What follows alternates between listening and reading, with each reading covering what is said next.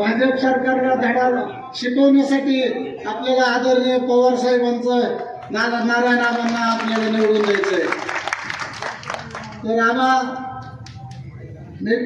फक्त या पांडे ग्रामस्थांची एकच मागणी की मशेवाडी तलावामध्ये आपण आमदार झाल्यानंतर कायमस्वरूपी पाणी सोडावं अशी सर्वात महत्वाची मागणी म्हणजे ते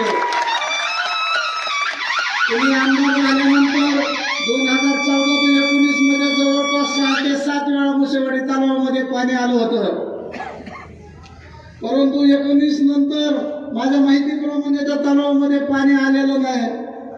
आलं तर त्यांनी त्या आधीच कारखान्याला पाईपलाईन त्यांनी तिथून नेलेली आणि त्यानंतर तालुक्यात पाडेगाव हे म्हणजे पिण्यासाठी इथं विकत पाणी घ्यावं लागतं, तर ते कायमस्वरूपी आपल्याला इथला प्रश्न सोडवावा लागणार आहे।